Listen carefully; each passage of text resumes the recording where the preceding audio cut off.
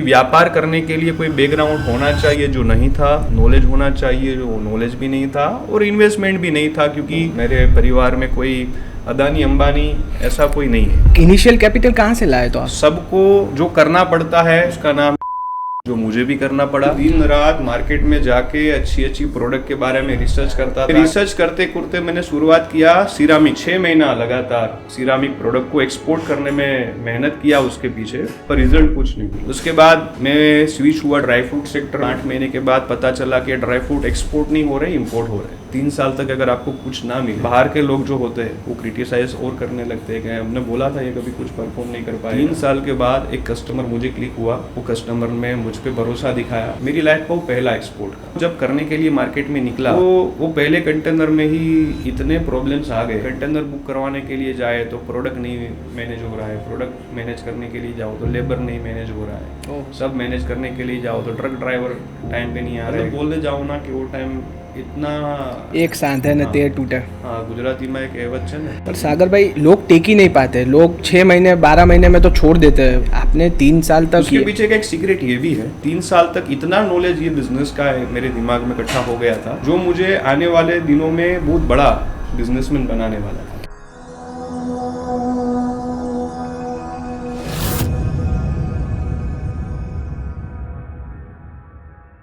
आप सभी का स्वागत है द रॉयल पॉडकास्ट के एक और धमाकेदार एपिसोड में। आज हमारे साथ है मिस्टर सागर अग्रावत जी, जो एक सक्सेसफुल यूट्यूबर, एक एंटरप्रेन्योर और एक सक्सेसफुल एक्सपोर्टर हैं। बहुत बेसिक बैकग्राउंड से वो आज बहुत अच्छा एक्सपोर्ट कर रहे हैं। तो आज हम ये पॉडकास्ट में उनकी जर्नी के बारे में जानेंगे। आप सक्सेसफुल एक्सपोर्टर कैसे बन सकते हैं उसके बारे में जानेंगे। तो सागर जी, आपका स्वागत है द रॉयल पॉडकास्ट के एपिसोड में। Thank you so much Royal भाई for inviting me on your podcast channel. तो आपने जब शुरुआत किया होगा सागर भाई, तब तो बहुत स्ट्रगल रही होगी आपको। आप अपनी जर्नी के बारे में थोड़ा बताएं हमारे दर्शकों को तो अच्छा रहेगा। टू बी वेरी ऑनेस्ट, मैंने अपनी पढ़ाई है वो विलेज में कंप्लीट किया। मैं गांव में रहता था सबसे पहले। मैं आता हूँ गुजरात के सौराष्ट्र से, जो एक गुजरात का एक पार्ट है, जहाँ पे एक छोटा सा गांव है जिसका नाम है वासावड़। मैं वहाँ से आता हूँ। मैंने अपनी पढ़ाई जो है बेसिक वो गुजराती मीडियम गवर्नमेंट स्कूल में से कंप्लीट किया। और जब मैंने पढ़ाई कंप्लीट करने के बाद अपने मास्टर्स कंप्लीट करने के लिए मैं जब अहमदाबाद आया और मैंने जब अपनी पढ़ाई कंप्लीट की, वहाँ तक मैंने अपना माइंड बना लिया था कि मुझे करना है तो व्यापार ही करना है। अच्छा। उसका उसका एक रीज़न भी है क्योंकि मैं जो मेरे फैमिली बैकग्राउंड से जहाँ से मैं आता हूँ, मेरे मम्मी एंड पापा दोनों टीचर हैं। तो कहीं ना कहीं मेरे बैकग्राउंड में कोई बिजनेस नहीं था और मैंने अपने घर में भी सारे लोगों को पहले से ही जॉब करते हुए देखा है। तो मैंने अपना पहले ही मन बना लिया था कि मैं करूँगा तो व्यापार ही। अच्छा। पर रॉयल जी, आपको मैं बताना चाहता हूँ कि व्यापार करने के लिए तो सबसे पहले आपके पास अनुभव होना चाहिए और उसके साथ जो होना चाहिए वो होना चाहिए पैसा, जो दोनों चीज़ मेरे पास नहीं थी। So when I was completed my masters, मैंने MBA कंप्लीट किया अहमदाबाद से। सो मेरे पास और कोई ऑप्शन नहीं बचा था क्योंकि व्यापार करने के लिए कोई बैकग्राउंड होना चाहिए जो नहीं था, नॉलेज होना चाहिए जो नॉलेज भी नहीं था, और इन्वेस्टमेंट भी नहीं था क्योंकि मैं बहुत बेसिक परिवार से आता हूँ। मेरे परिवार में कोई अदानी अंबानी ऐसा कोई नहीं है, राइट। तो आपने इनिशियल कैपिटल कहाँ से लाए तो आप? So it was a time, मेरे पास कोई रास्ता नहीं था। तो सबको जो करना पड़ता है उसका नाम है नौकरी, जो मुझे भी करना पड़ा। हम सब भी कर रहे हैं जी। और जो मुझे नहीं करना था, पर एक मिडिल क्लास परिवार के पास और कोई रास्ता बचता नहीं है। सपने तो सारे लोग देखते हैं, मैंने भी बहुत बड़े सपने देखे थे व्यापारी बनने के, एक्सपोर्टर बनने के, पर वो सपना पूरा करने के लिए जो मेरे पास होना चाहिए वो कुछ था नहीं। तो मैंने बैंकिंग सेक्टर से मैंने अपने करियर की शुरुआत की। मैंने 1.5 ईयर बैंकिंग सेक्टर में जॉब करने के बाद मेरा कभी भी नौकरी में मन नहीं लगता था।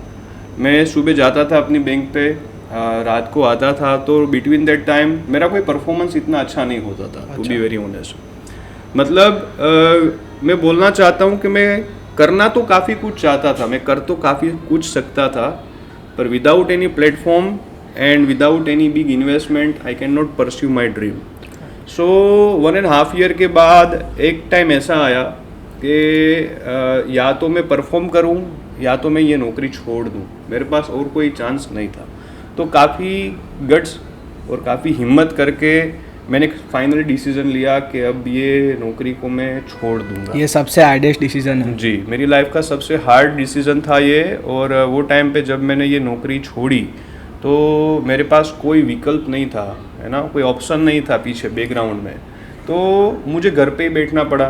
बात ये आती है कि जब आप लाइफ में पढ़ाई ख़त्म करते हो, नौकरी करते हो और नौकरी भी आप छोड़ देते हो, तो आपके आसपास के लोग भी आपके बारे में काफ़ी सारी बातें करते हैं। जो आसपास के लोग काफ़ी मेरे बारे में भी बात करते थे और आपके फैमिली में भी काफ़ी सारे लोग हैं वो आपके फ्यूचर को लेके, आपके करियर को लेके चिंता व्यक्त करते हैं बीइंग ए पेरेंट्स। तो ये सारी परेशानियाँ जो मिडिल क्लास परिवार में हर किसी को आती है, जो सारी परेशानियाँ मुझे भी आई। मैंने बैंकिंग की जॉब छोड़ने के बाद तो मैं काफ़ी और ज़्यादा स्ट्रेस में चला गया, क्योंकि पहले तो चलो मैं कुछ तो अर्न करता था। हाँ, वही महीने का पगार तो आता ही था जॉब में, अब वो भी नहीं आ रहा है। तो जी एग्जैक्टली, तब तो जो आना था वो भी बंद हो गया। हाँ। और उल्टा थोड़ा काम था वो भी, अभी यहाँ पे हम फ्री हो गए तो अभी कुछ था नहीं, तो दिमाग ओवर रिएक्ट करता है, काफ़ी सारी बातें सोचता है जो नहीं सोचनी चाहिए, है ना। तो मेरी लाइफ में भी एक ऐसा समय आया जहाँ पे मैं पढ़ाई ख़त्म करने के बाद, एक मास्टर्स करने के बाद मैं वापस ज़ीरो हो गया, है ना। और वहाँ से फिर लाइफ में जो टर्निंग पॉइंट आते हैं ना, वो काफ़ी लोगों के जीवन में आते हैं, जो मेरे जीवन में भी आए। तो वहाँ से मैंने सोचा कि अब इतना कुछ मैंने पढ़ भी लिया है, तो कुदरत ने एक अच्छा दिमाग भी दिया है, तो दुनिया को थोड़ा अलग करके आप दिखाओगे तो आप आगे बढ़ोगे। तो मैंने बहुत सारी स्टडी की, रिसर्च किया अपने घर पे, और काफ़ी सारा रिसर्च करने के बाद, स्टडी करने के बाद मैंने ऐसा सोचा कि मैं एग्जिम मतलब इंपोर्ट एक्सपोर्ट के फील्ड से वापस अपनी लाइफ की नई शुरुआत करूँगा। ये कैसे आपको आइडिया है कि इंपोर्ट एक्सपोर्ट करना है? आपने तो MBA किया था, तो आपको ऐसा नहीं लगा कि फिनेंस में कुछ करियर बनाते हैं या कहीं और बनाते हैं? मैंने वैसे तो MBA जब कंप्लीट किया वो मैंने मार्केटिंग मेरा स्पेशलाइजेशन था। ओके। तो पहले से ही बिजनेस और लोगों को अच्छे से बात करना, लोगों को कन्विंस करना, ये मुझे पहले से अच्छे से आता था। और मैंने बैंकिंग में भी नौकरी की थी, तो मुझे कस्टमर इंटरेक्शन के बारे में भी काफ़ी एक्सपीरियंस अब हो चुका था। पर एक्सपीरियंस था नहीं, वो था बिजनेस का, राइट। अब बिजनेस की शुरुआत जब आप करते हो तो पहले उसका आइडिया आपके दिमाग में होता है। तो मेरे दिमाग में भी, जैसे आप और मैं और जहाँ पे जितने भी सारे लोग देखते हैं, हर किसी को कुछ ना कुछ करना है ना। पर एक्चुअल में बात यह कि कर वही पाता है जो अपने आइडिया अपने दिमाग में से निकाल के उसके ऊपर कुछ एग्जीक्यूशन करे, राइट। तो मैंने भी काफ़ी रिसर्च किया, और काफ़ी रिसर्च करने के बाद मैंने शुरुआत की अपने एग्जिम फील्ड की। ये आइडिया तो मुझे सालों पहले आया था अपने दिमाग में कि व्यापार करना है तो क्या क्या करना है। मैंने थोड़ी लिस्ट बनाई थी। अच्छा। उनमें से एक रेस्टोरेंट, एक मेरा फेवरेट बिजनेस था कुकिंग का। उसके अलावा मुझे एक कैफ़े बनाने का, ये तो मेरा भी है, आया था। और उसके बाद जो हमारे जो यंगस्टर्स लोगों को काफ़ी बिजनेस आइडियाज़ आते हैं, तो उनमें से एक आइडिया मेरा इंपोर्ट एक्सपोर्ट का भी था। अच्छा। So I was started working on import export business. मैंने काम स्टार्ट किया। अब प्रॉब्लम ये हो रहा था कि जब मैंने नौकरी छोड़ दी, आसपास के लोग आपको कोसते हैं, आपको भी अपने दिमाग में काफ़ी ऊपर नीचे वाइब्स आते हैं, समय जाता रहता है, आपके आसपास के आपके फ्रेंड्स और आसपास के लोग काफ़ी आपसे आगे बढ़ते हैं, आप अपने आप को कहीं ना कहीं देखते हो तो आप ज़ीरो होते हो।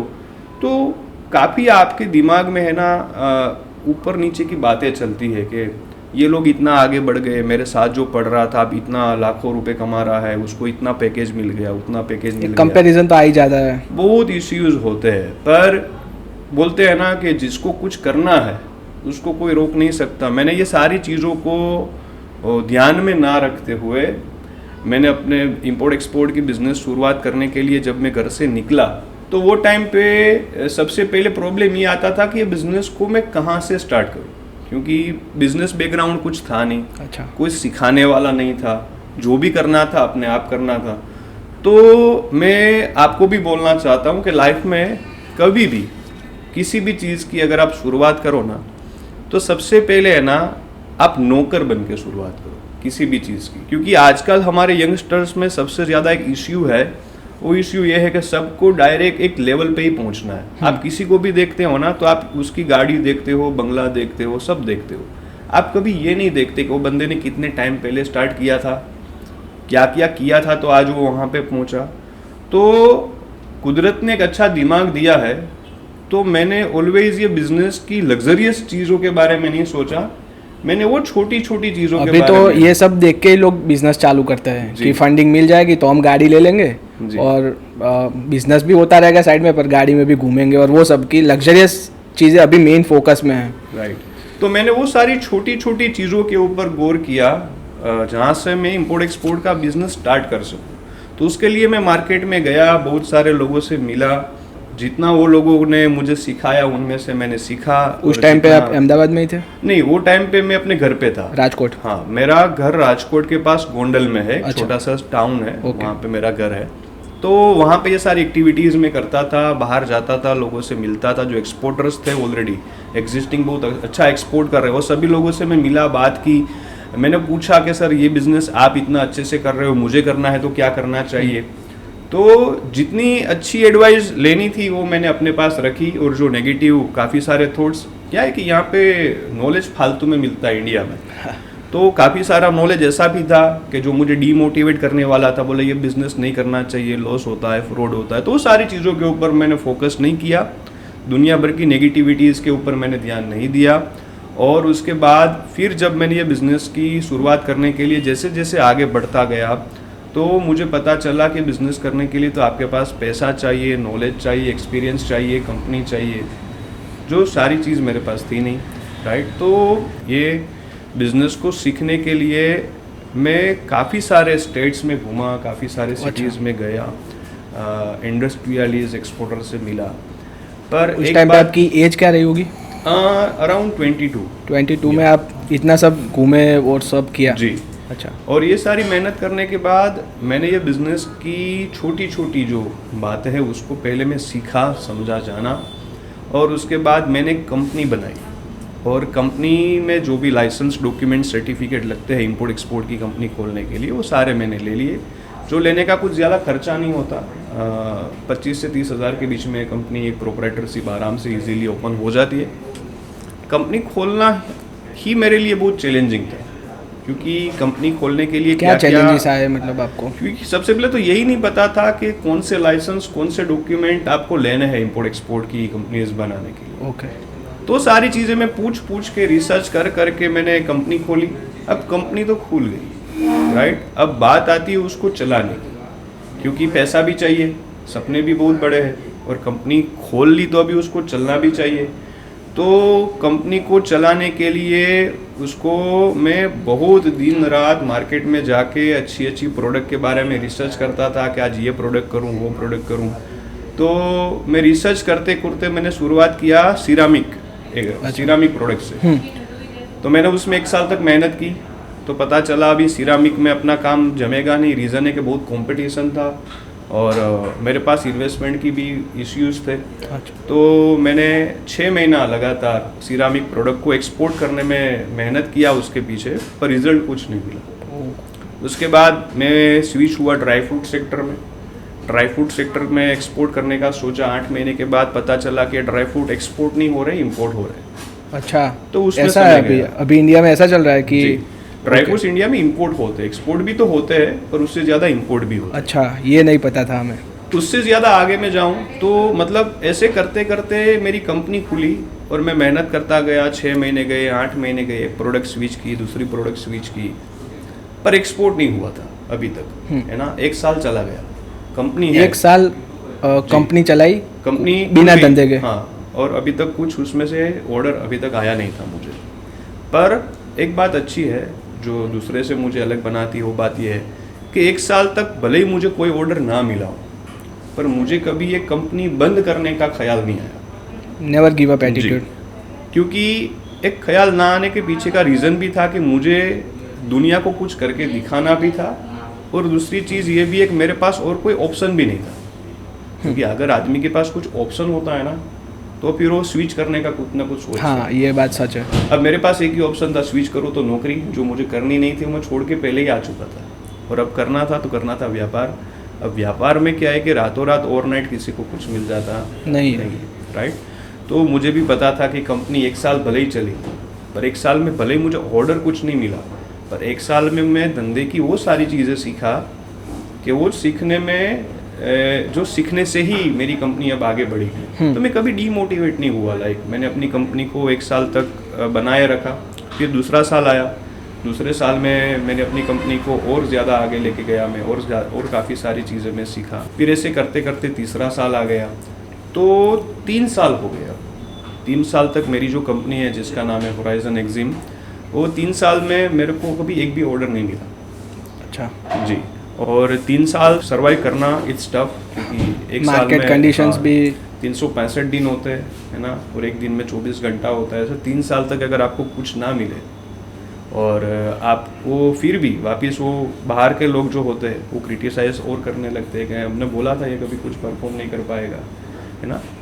पर मुझे इतना पता था कि 3 साल में जो रात दिन मैंने जो मेहनत की वो आज नहीं तो कल कहीं पे रंग तो लाएगी, क्योंकि अब 3 साल तक इतना नॉलेज ये बिजनेस का मेरे दिमाग में इकट्ठा हो गया था कि जो मुझे आने वाले दिनों में बहुत बड़ा बिजनेसमैन बनाने वाला था। पर सागर भाई, लोग टेक ही नहीं पाते। लोग 6 महीने 12 महीने में तो छोड़ देते हैं, वो गिव अप कर देते हैं कि अब नहीं होगा हमसे। आपने 3 साल तक इतना, उसके पीछे का एक सीक्रेट ये भी है, क्योंकि गुजराती लोग जाने जाते हैं व्यापार करने के लिए, रिस्क लेने के लिए। जी, पर रिस्क ऐसा लेना चाहिए जो कैलकुलेटेड हो। अच्छा। मैंने अपनी लाइफ में जब कंपनी खोली तब मुझे पता था कि कंपनी 1 साल तक नहीं चलेगी, शायद 2 साल तक भी नहीं चलेगी, क्योंकि ये मुझे धंधे का गणित पहले से पता था क्या कि धंधा खोलने के बाद डायरेक्ट कभी वो स्टार्ट हो जाता है। हाँ, आपको अर्निंग पहले दिन से ही धंधा नहीं हो जाता, राइट। तो एक्चुअल में मैंने अपनी कंपनी मेरे घर से खोली थी। अच्छा। ताकि मुझे रेंट ना देना पड़े। धंधे का मालिक भी मैं था, नौकर भी मैं था, मतलब कोई स्टाफ नहीं रखा था, है ना। तो एक तरह से देखने जाओ तो 3 साल तक कंपनी रखी थी, पर कंपनी का कुछ इतना कुछ वेरेंटेज नहीं था। हाँ। कि जिसमें मेरे कोई लाखों करोड़ों रुपए जाते हैं। हाँ। तो कंपनी तो बन गई थी, चल रही थी, हर साल का कुछ वो 15-20 हज़ार रुपया कोई वो जीएसटी का खर्चा आता है। हाँ, जो नॉमिनल चार्जेस होते हैं वही। तो बात ये थी कि भले ही मिला कुछ नहीं, पर अपनी जेब से गया भी कुछ नहीं। सच बात है, राइट। तो कभी बंद करने का ख्याल आया ही नहीं। अब जब कोई चीज़ आप बंद करते ही नहीं हो और भले ही कुछ जेब से ना जाता हो, तो फिर एक ही ऑप्शन है, उसको आगे ले जाने का पूरा प्रयास किया जाए। तो 3 साल तक जो मैंने प्रयास किया उसको आगे ले जाने का, उसके बाद उसका रिजल्ट ऐसा मिला कि 3 साल की नॉलेज लेने के बाद एक कस्टमर मुझे ऐसा मिला कि जिसने मुझ पे भरोसा किया। आपको बायर मिला? जी। और क्योंकि 3 साल तक मैंने ये धंधे का पूरा गणित सीख लिया, बायर कैसे मिलता है, प्रोडक्ट कैसे सिलेक्ट करे, मार्केट कैसे सिलेक्ट करे, एक्सपोर्ट की प्रोसीजर क्या है, लाइसेंस, डॉक्यूमेंट, जो इंपोर्ट एक्सपोर्ट के धंधे का पूरा A to Z मैंने पूरा सीख लिया।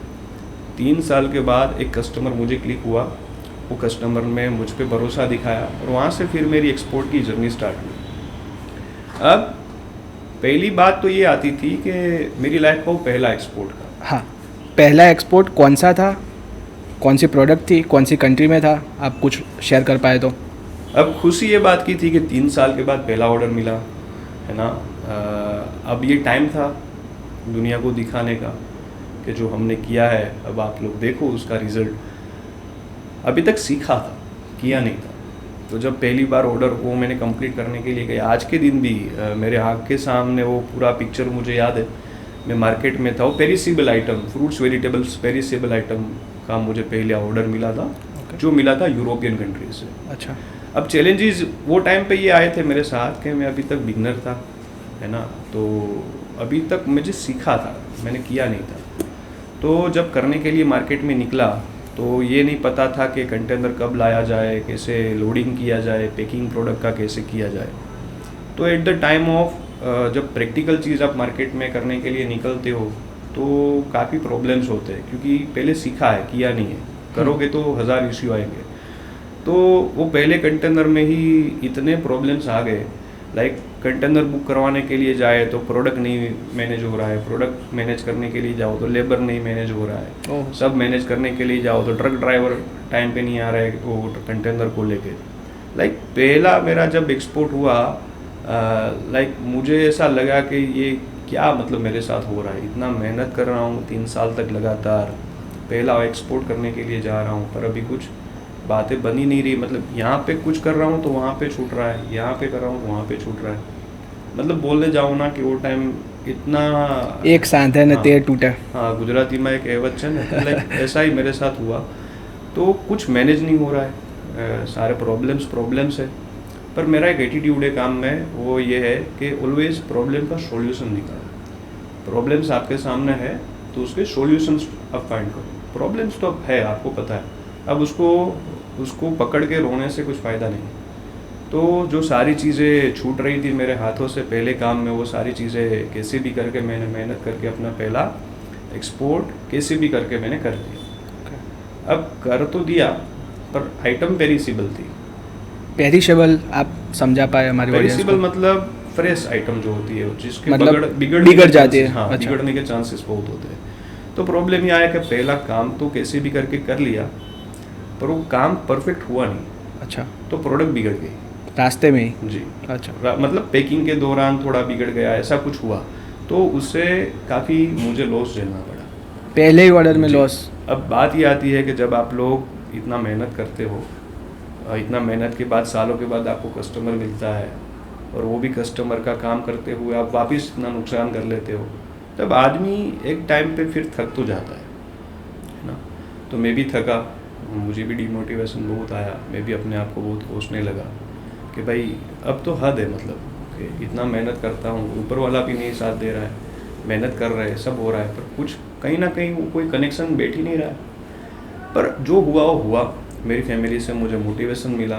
My mother and my father is my biggest motivation, right. उसने मुझे मोटिवेट किया घर से कि भाई चलो जो भी है ठीक है, हो गया, करने वाले से ही गलती होती है। सच बात तूने किया तो तुझसे गलती हुई, उसको सुधार। टोटली एग्री जी।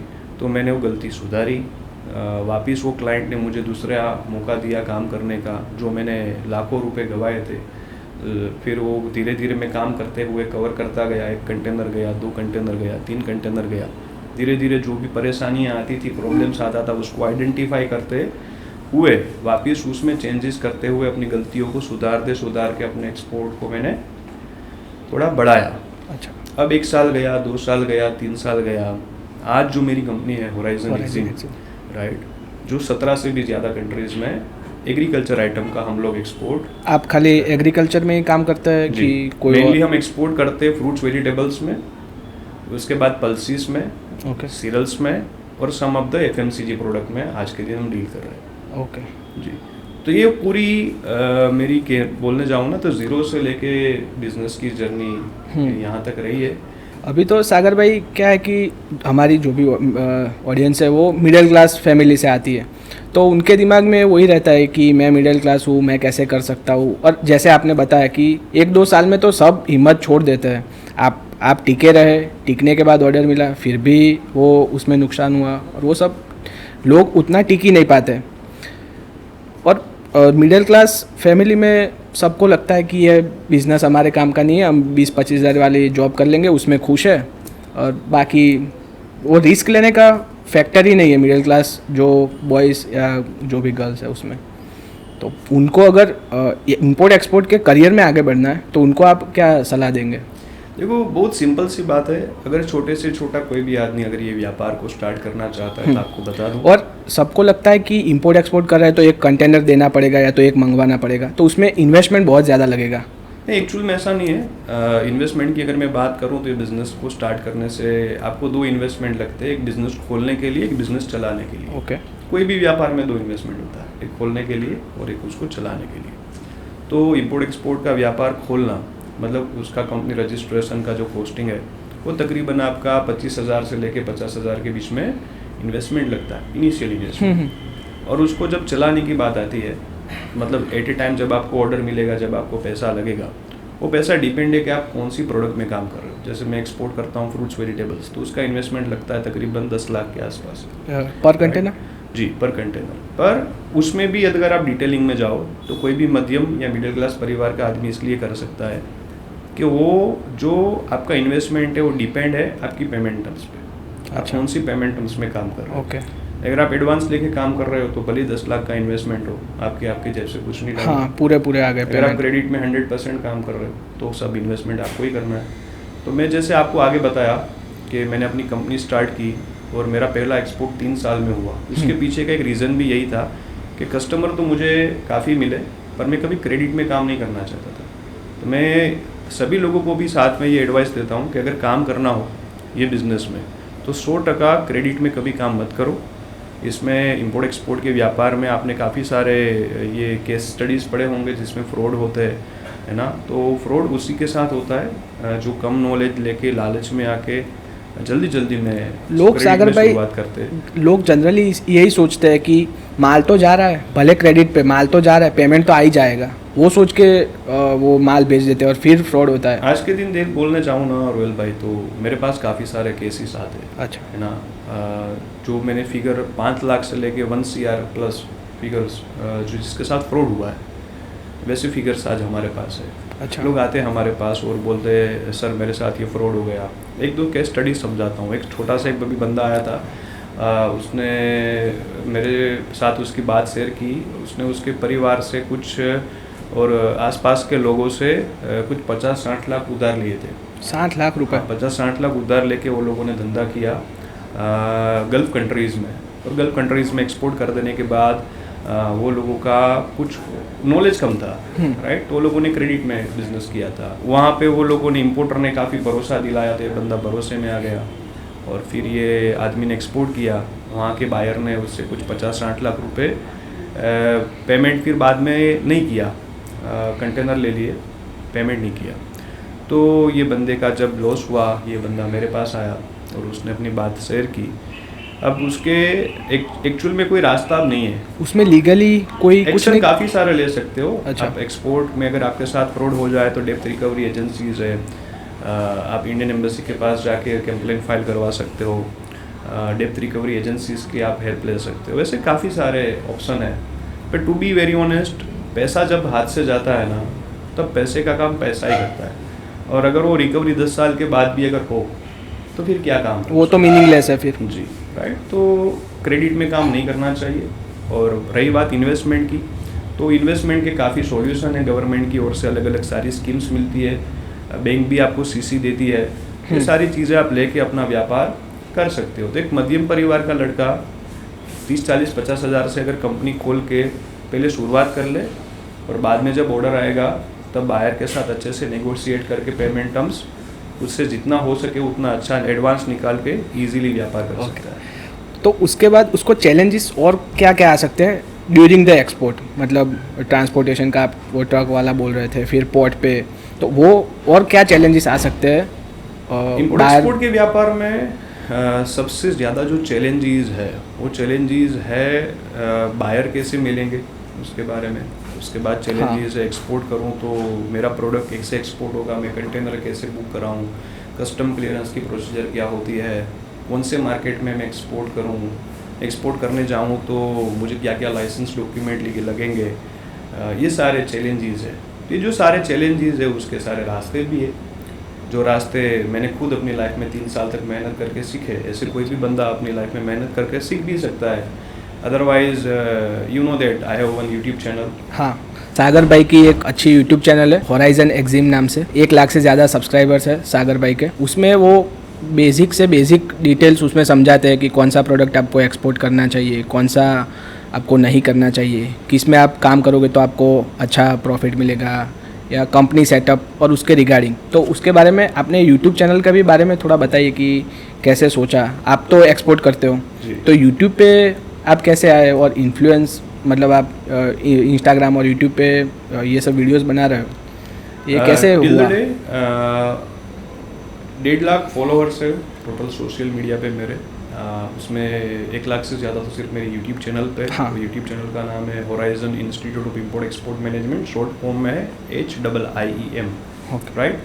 तो मैं कभी यूट्यूबर था नहीं। मैंने जब अपना बिजनेस किया तो मैंने जो सारी परेशानियाँ झेली अपनी लाइफ में, तब मुझे पता चला कि अगर कुदरत ने मुझे कुछ यहाँ से लेके यहाँ तक रखा, तो मुझे कुछ गिफ्ट मिली है, तो मैं क्यों ना लोगों के साथ शेयर करूँ, सोसाइटी को वापस मेरे करें। जैसे और सागर बने जो एक्सपोर्ट करे, जिसको मेरे जैसे नौकरी नहीं करना, धंधा नहीं करना, वो भी आगे बढ़े।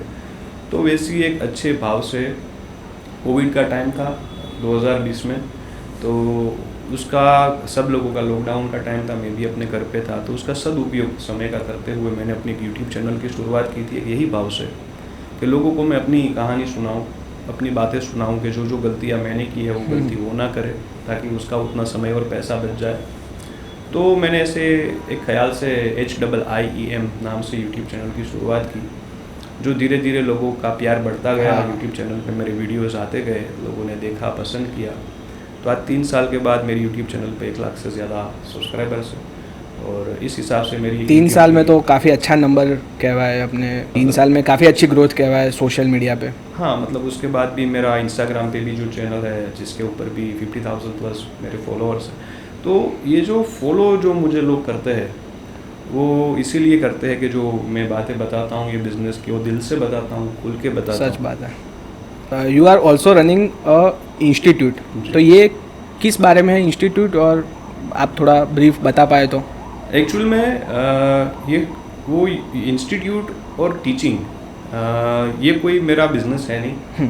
अब तो मैं एक्सपोर्ट करता हूँ। हाँ। राइट, मैं एक्सपोर्ट का व्यापार करने के बाद इंस्टीट्यूशंस के फील्ड में मैं कभी आना चाहता भी नहीं था, क्योंकि मैं टीचर नहीं हूँ, मैं व्यापारी हूँ, और व्यापारी को कभी सिखाना नहीं आता, और वैसे भी मैं कभी स्टूडियस रहा भी नहीं हूँ। अच्छा। तो स्टडी वगैरह मुझे भी काफ़ी पसंद नहीं है। तो एक्चुअल में क्या था कि जो लोग व्यूअर्स हैं हमारे, जो हमारे यूट्यूब चैनल पे आते हैं, हमें देखते हैं, तो वही यूट्यूब चैनल में से जो लोगो है उसका ये सजेशन था कि सर आप कुछ ऐसा स्टार्ट करो जो हमें उसमें से कुछ सीखने को मिले।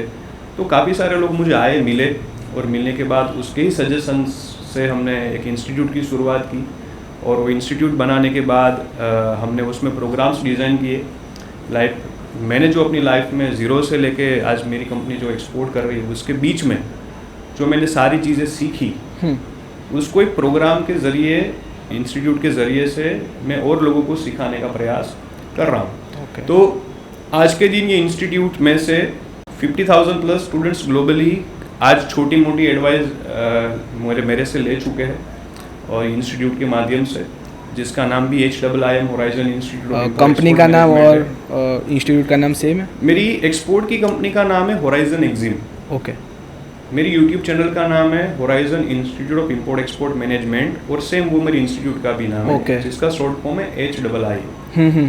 और आज के दिन आई प्राउडली से दैट कि 2000 से भी ज़्यादा लोग ऐसे हैं जो कहीं ना कहीं मुझसे एडवाइस लेके, मुझसे इंपोर्ट एक्सपोर्ट का व्यापार सीख के आज के दिन वो सक्सेसफुल अपना एक्सपोर्ट कर रहे हैं, और मुझसे भी अच्छा अर्न कर रहे हैं। 2000 लोग? जी, I have 2000 plus success stories. आपने तो कितनी फैमिलीज पे इम्पैक्ट किया है आपके ये काम की वजह से। और एक अच्छी बात ये भी है कि मुझसे सीखने के बाद जब कोई लड़का अपनी लाइफ में पहला एक्सपोर्ट करता है, तो मुझे भी अपने वो पुराने दिन याद आते हैं, जब मैं भी अकेला मार्केट में खड़ा था और पहला अपना बिजनेस करने के लिए जो सर्वाइव कर रहा था, पर उसके पास आज मैं हूँ। मेरे 2 वर्ड उसको काफ़ी मोटिवेट करता है। और जब उसका जो पहला कंटेनर एक्सपोर्ट होता है मेरे कोई स्टूडेंट का, और उससे वो खुद, जो मेरे स्टूडेंट को खुशी होती है ना, उससे ज़्यादा खुश मैं होता हूँ उसका सक्सेस देखते हुए। और हाँ, कहीं ना कहीं ये मुझे अच्छा लगता है, प्राउड फील करवाता है कहीं ना कहीं कि मेरे जैसे और सागर में बना रहा हूँ। हाँ। जो इंडिया की इकोनॉमी को भी आगे लेके जा और रहा है। आगे ही जा रही है, मतलब एक्सपोर्ट कर रहे हो तो फॉरेन करेंसी आ रही है, जिससे इकोनॉमी ओवरऑल बेहतर ही हो रही है। बिल्कुल। तो आई रियली फील प्राउड कि मैं 2000 से भी ज़्यादा परिवार को आज के दिन मेरा अपना नॉलेज दे के वो लोगों का कुछ ना कुछ सपना पूरा करने में मेरा कुछ छोटा सा ये कंट्रीब्यूशन। तो डायरेक्ट इम्पैक्ट है आपका, जो भी ये है वो सीधा फैमिली को इम्पैक्ट है, पूरी फैमिलीज इसकी वजह से ऊपर उठ चुकी है। जी, but it's all about the grace of the god. अच्छा। राइट, ये कुदरत का कहीं ना कहीं मुझे इतना अच्छा नॉलेज दिया, और जो मेरे ये सद्बुद्धि मेरे को ये आई कि मैं लोगों के लिए कुछ काम करूं, तो बस सोसाइटी को मैं ये कुछ देने से कुछ मिलता है, तो मेरा नॉलेज देने से मुझे बहुत खुशी मिलती है। जनरली लोग उल्टा करते हैं जी। कि इसको शेयर करेंगे, इसको अपने सीक्रेट्स बताएंगे तो ये अपने से आगे निकल जाएगा। वो रहता है सबके दिमाग में कि ये अपने से आगे निकल गया तो ये आपको कभी नहीं हुआ कि इसको मैं अगर सिखाऊंगा? लोग आते हैं मुझे बोलते हैं कि सर आप खुद अपने कॉम्पिटिटर्स क्यों बना रहे हैं? हाँ, वही, आप खुद तो ultimately explore कर वही रहे हैं। हुआ। जी। पर बात यह है कि जब मैं भी सीखने के लिए निकला था तब मुझे कोई सिखाने वाला नहीं था, राइट? तो मैंने अपने खुद जाके पूरा सीख लिया और मैं यहाँ तक पहुँचा। पर आज के दिन मेरे पास जो लोग आ रहे हैं, अगर मैं भी उसको नहीं सिखाऊंगा तो मेरी भी गिनती उन्हीं लोगों के साथ होगी जो लोगों ने मेरे साथ किया था, जिसने मुझे कोई नहीं सिखाया था। वैसे ही वो लोगों के साथ मेरी गिनती भी होगी, राइट? तो मुझे अगर सपोर्ट नहीं मिला और आज मैं कुछ बन गया और आज मैं किसी को सपोर्ट नहीं करूँगा, है ना, तो कहीं ना कहीं ऐसे ही लोग मार्केट में है आज के दिन सबसे ज़्यादा कि जो सपोर्ट नहीं करते हैं, वो ये मानते हैं कि अपनी मोनोपोली डिस्क्लोज हो जाएगी, ये हो जाएगा, वो हो जाएगा। तो यही चीज़ को जब मेरे साथ हुआ था तब मुझे काफ़ी ख़राब लगा था, है ना। तो इसी चीज़ को ध्यान में रखते हुए आज मैं जहाँ पे पहुँचा तो मैंने अपने दरवाजे लोगों के लिए खुले रखे, इसलिए रखे कि मेरे जैसे किसी को सर्वाइव ना करना पड़े। तो वही एक रीज़न से मैंने ये इंस्टीट्यूशंस और ये सारी चीज़ें स्टार्ट की है। और भले ही कॉम्पिटिटर 100% बनेंगे पर सामने मार्केट भी खुला है। हाँ, और सिंपल है, अगर मैं नहीं सिखाऊंगा तो मैंने जैसे मेहनत की वो मेहनत करके खुद सीख लेगा। पर वो कम हो गए लोग, आप सिखा रहे हो तो वो नंबर ऑफ चांसेस बढ़ जाते हैं आगे बढ़ने के। बिल्कुल, एक एक्सपर्ट एडवाइस ऐड हो जाती है, तो चांसेस आपके 100% सक्सेस होने के लिए बढ़ जाते हैं।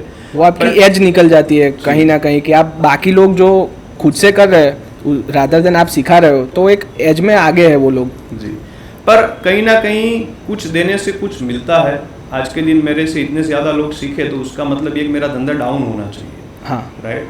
पर उसका रिजल्ट ये आया कि इतने लोगों को सिखाने के बाद मेरा धंधा और दुगना हो गया। अच्छा जी, तो ये लोग क्या है, फालतू में ऐसा डरते हैं कि बात नहीं करना चाहिए, सिखाना नहीं चाहिए। मैं बोलता हूँ जो कुदरत ने आपको दिया है वो आप किसी को दो, है ना। और अगर आप उसको दे रहे हो तो उल्टा कहीं ना कहीं वो आपको चीज़ घूम के वापस मिल जाती है, गिविंग बैक टू सोसाइटी, उसका 10x मिलता है, राइट। तो आप किसी को अपना कोई अच्छी चीज़ है तो आप उसको दो, शेयरिंग करने से आपको और कुछ ज़्यादा मिलेगा। अभी जो हमारे यंग ऑडियंस देख रही है उनको आप जनरल क्या एडवाइस देना चाहोगे, not in terms of import export but in terms of life, कि वो लोग काफ़ी जगह स्ट्रगल कर रहे होते हैं, कोई जॉब में कर रहा होता है, कोई बिजनेस कर रहा होता है तो उसमें, और कोई अलग ही डिप्रेशन में घूम रहा होता है, तो इनको आप क्या एडवाइस देना चाहोगे जो यंग है 22, 23, 24, 25 साल तक? वेरी सिंपल कि अगर कोई भी यंग आप बिजनेस स्टार्ट करना चाहते हो यंग एज में, तो कोई भी बिजनेस की आप डायरेक्ट लग्जरियस चीज़ों को ध्यान में ना रखें। उल्टा कोई भी धंधे का पहले ABCD, मैंने बोला ना कि जब मैंने अपना धंधा स्टार्ट किया था उसका मालिक भी मैं था, नौकर मैं था। तो आप वो धंधे का पूरा ABCD को आप ऊपर फोकस करो, लग्जरियस थिंग पे फोकस ना करो। कभी भी शुरुआत करो, ज़्यादा ओवर एक्सपेंस मत कर दो, है ना। आप बेसिक सेटअप से शुरुआत करो ताकि आपकी लागत कम आए, कॉस्टिंग कम आए, ताकि आप लॉन्ग टाइम तक सर्वाइव कर पाओ। और थोड़ा पेशेंस रख के ये कोई भी पेशेंस तो नहीं है इसमें कुछ नहीं रहता। तो ये मेरी ओर से एडवाइस है आज के दिन सारे यंगस्टर्स को कि पेशेंस, लर्निंग एंड बेसिक से शुरुआत करें। ओके, अभी हमने ये एपिसोड से नया स्टार्ट किया है कि अभी जो आने वाले गेस्ट हैं उनके लिए आप दो क्वेश्चंस रख पाए कि वो उनका आंसर वो आके देंगे, तो आप क्या, वो गेस्ट तो हमें भी नहीं पता कि कौन है, तो हम भी उनको वही रैंडमली बताएंगे। तो आप वो 2 क्वेश्चंस बताइए दूसरे गेस्ट के लिए। आप भी उसको यही पूछना कि जब आपने अपने धंधे की शुरुआत की और आप सक्सेस बने तो कितने साल गए और क्या क्या परेशानियां आपने झेली, तो बंदा आपको उसका A to Z बताएगा। ओके, डायरेक्ट आप उसको ये मत पूछो कि आप इतना लग्जरियस बन गए, ये हो गया, वो हो गया, है ना। आप उसको धंधे का बेसिक पूछो। तो ये क्वेश्चन पूछने से फ़ायदा ये होगा कि आपके व्यूअर्स को और जो ऑडियंस है उसको पूरा बेसिक से सीखने को मिलेगा। ओके सागर भाई, अभी सबसे मेन बात आती है अर्निंग्स की, कि आप हमें, अगर हमारे व्यूअर्स को बता पाए कि एक महीने में इंपोर्ट एक्सपोर्ट, इंस्टीट्यूट और यूट्यूब से तीनों से मिला के सबसे ज़्यादा प्रॉफिट आपने किया हो, अगर वो आप शेयर कर पाए।